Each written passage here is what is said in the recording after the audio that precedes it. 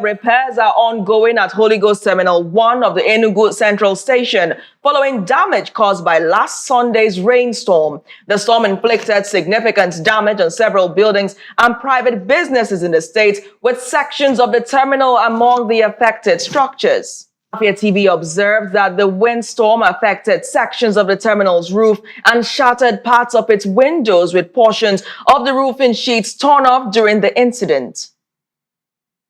Now, although the terminal manager declined to comment on the damage, investigations and accounts from eyewitnesses who requested anonymity indicate that the strong winds were responsible for the damage caused.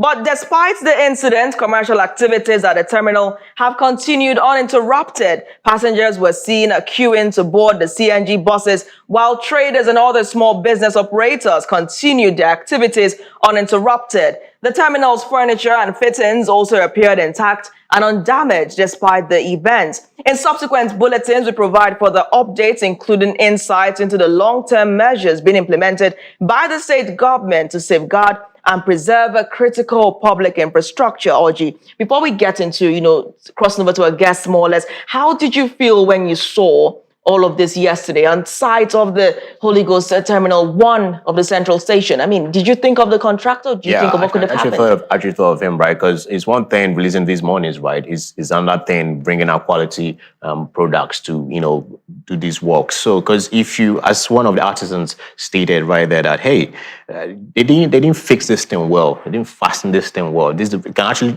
check the order when he was talking about the walkway, the overhead walkway, right? Like you see, the project right there is better than what we're actually seeing that the wind sport, right? So it boils down to getting these monies, government releasing these monies, and the contractors doing quality jobs, not shabby jobs, right? Because you want to save some money. Because this is just a thing that was running through my mind. I mean, I really do hope that beyond the repair work currently underway, that investigations are being carried out on the contractor in question as to why such a storm would actually blow up so much of the terminal. I mean, we must confess, last Sunday's storm significantly affected even wires in the control room here at Afia TV, as we had some damage to our equipment in the control room. It was that bad. The storm was that bad. But to have a situation where the structure supposed to protect the internal mechanism of the terminal is torn up in that fashion with glasses broken, I think the contractor does have a lot of questions to answer. Yeah. But what I think of when I see this is, who is going to bear the cost of that repair work being done? Who is going to send the workers to do it? Work is underway, but can the contractor explain, why the first rain caused such severe damage? I mean, that is such a beautiful structure. It takes us back to when it started. We saw the 4 terminals across, and of course, the central one, the 2 connected terminals looking so good, according to the plan that many people thought would not be accomplished. But then we see this, and it just makes you wonder, why are people so disappointing? Why would you construct something and then the first rain? I think the contractor has to answer so many questions. Then the other controversy here is, at the time this work was being done, there was a commissioner for works in the person of engineer Gerald Otiji. Yeah. He was supposed to be the one overseeing this project. Now, engineer Otiji is the commissioner for housing. And we have a new commissioner for works who assumed office after at the time, much rather, during that period that the terminals were basically commissioned. So why would you not? I mean, now you want to reach out to someone to speak on that, but then the person who was there before is now in housing.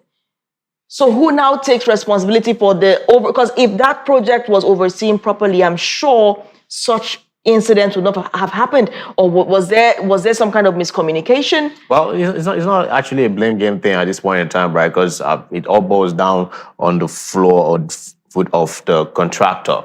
You are contracted to do this work, right? And you made it shabby. We went to the other terminal, and just a little piece of the stuff was affected, right? But getting to this terminal 1, the glasses, even inside the building, right? We still saw some effect from the wind and all that stuff. So the contractor needs to bear the brunt for this, even the cost also. Right. And it's great that they are fixing it already. They're not waiting. It's great because they know the implications. They know the implications, right? So it's great that they're fixing it already, but this still boils down to staying true to whatever you've conceived to do for the people, right? And we always blame the government this and government that, but sometimes we the people are the problems. Yeah, you see, when this thing happens, the people actually end up heartbroken because they already started to feel comfortable in this structure. They already started to take ownership of this structure. We remember when the buses were allowed to go and park inside the structure. So somehow it was like a new home had been created. So when they see this, I mean, the first video we had seen was an eyewitness who went in there and said to video what happened, the damage. Some even assumed the hurricane had taken place, right?